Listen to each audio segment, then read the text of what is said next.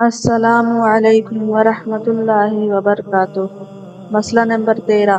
عورت کو حیض آ گیا یا بچہ پیدا ہوا اور نفاس ہو گیا تو حیض اور نفاس رہنے تک روزہ رکھنا درست نہیں۔ پھر ایک بار سنیے۔ عورت کو حیض آ گیا یا بچہ ہوا اور نفاس ہو گیا تو حیض اور نفاس رہنے تک روزہ رکھنا درست نہیں۔ مسئلہ نمبر 14۔ اگر رات کو پاک ہو گئی تو اب صبح کا روزہ نہ چھوڑے۔ اگر رات کو نہ نہائی ہو تب بھی روزہ رکھ لے اور صبح کو نہا لے، اور اگر صبح ہونے کے بعد پاک ہوئی تو اب پاک ہونے کے بعد روزے کی نیت کرنا درست نہیں ہے، لیکن کچھ کھانا پینا بھی درست نہیں ہے۔ اب دن بھر روزہ داروں کی طرح رہنا چاہیے۔ پھر ایک بار سنیے۔ اگر رات کو پاک ہو گئی تو آپ صبح کا روزہ نہ چھوڑے۔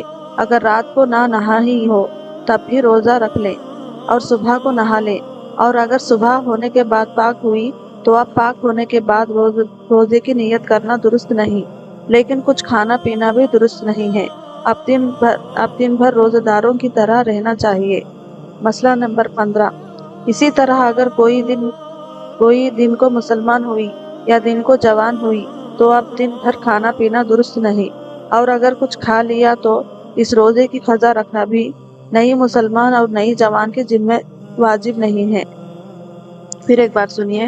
اسی طرح اگر کوئی دن کو مسلمان ہوئی یا دن کو جوان ہوئی تو اب دن بھر کھانا پینا درست نہیں، اور اگر کچھ کھا لیا تو اس روزے کی قضا رکھنا بھی نئی مسلمان اور نئی جوان کے ذمہ واجب نہیں ہے۔ مسئلہ نمبر 16۔ مسافرت میں روزہ نہ رکھنے کا ارادہ تھا، لیکن دوپہر سے 1 گھنٹہ پہلے ہی اپنے گھر پہنچ گئی ہے، یا ایسے وقت میں 15 دن رہنے کی نیت سے کہیں رہا پڑی اور اب تک کچھ کھایا پیا نہیں ہے، تو اب روزے کی نیت کر لیں۔ پھر ایک بار سنیے۔ مسافرت میں روزہ نہ رکھنے کا ارادہ تھا، لیکن دوپہر سے 1 گھنٹہ پہلے ہی اپنے گھر پہنچ گئی ہے، یا ایسے وقت میں 15 دن رہنے کی نیت سے کہیں رہا پڑی اور اب تک کچھ کھایا پیا نہیں ہے، تو اب روزے کی نیت کر لیں۔ یہ چند ضروری مسائل تھے جو آج میں نے آپ کے سامنے عرض کیے۔